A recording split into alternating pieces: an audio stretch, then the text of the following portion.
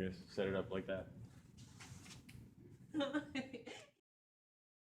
Alright, so right now I'm about to take out the power supply, which is this thing right here. Because right now I'm unscrewing the screws that are connecting the power supply to the case itself so it doesn't fall out. That's exactly what I'm doing right now. There are 3 screws right here. Hope you guys can see them.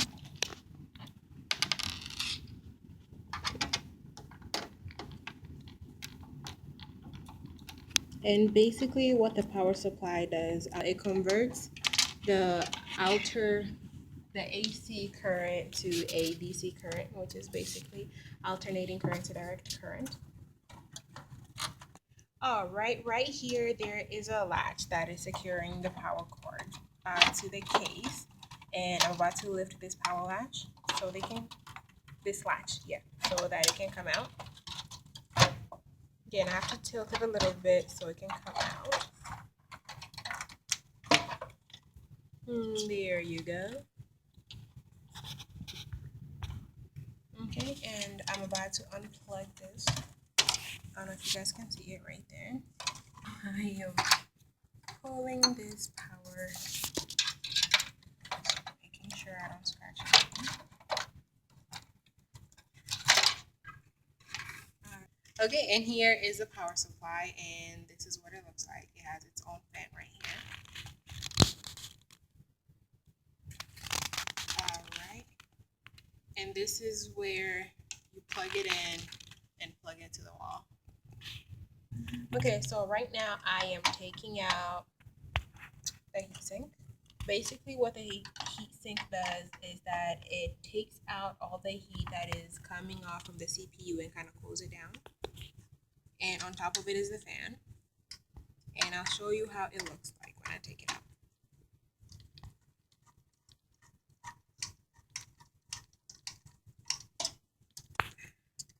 Okay, I think that's ready to come out right now. And I will unplug this from the motherboard. And voila. And on top of it is the fan. And as you can see under it, that's the CPU, and it was on top of that. All right, first we will be taking out the RAM, the random access memory. There are 2 levers on each side. All you do is push them to the side. The RAM will release, and you pull it out. One more time. 2 for good measure. Pop. And this is the RAM.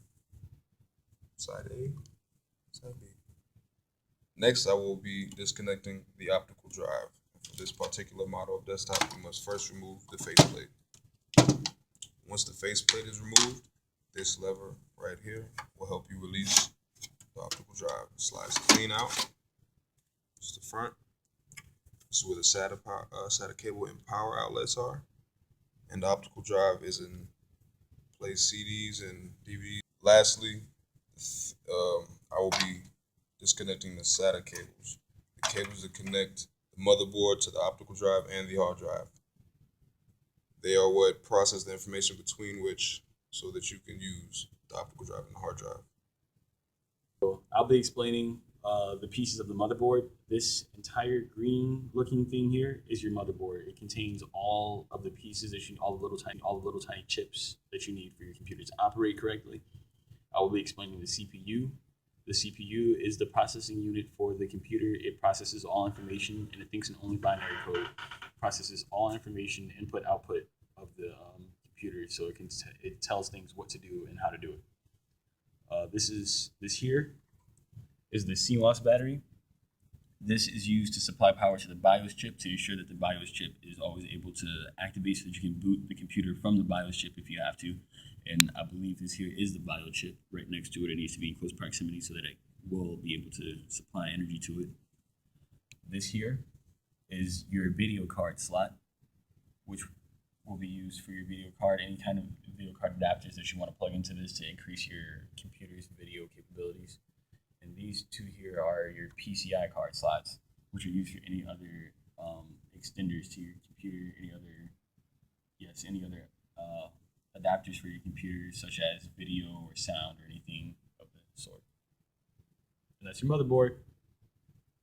Ta-da! I'm just gonna do it nice and slow, and you can cut the sound out if you want. But if you are listening, world, put your RAM back in nice and gently.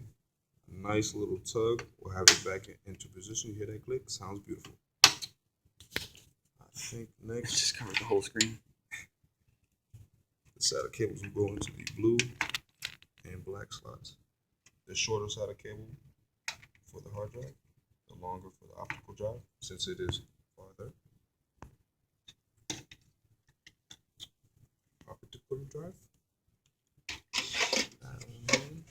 Thank you.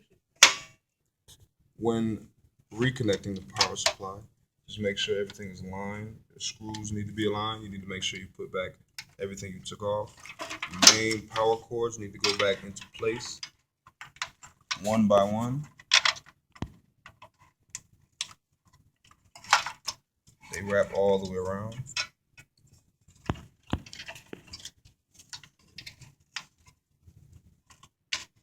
And after you've put the power supply in with those cables, you can start adding on your main components.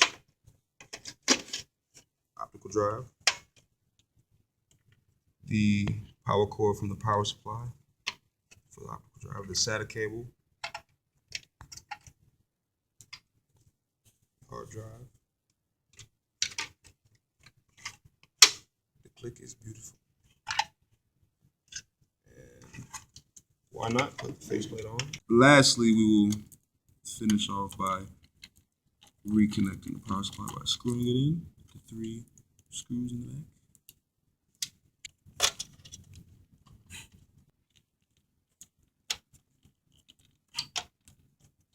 And once you're connected the screws, faceplate.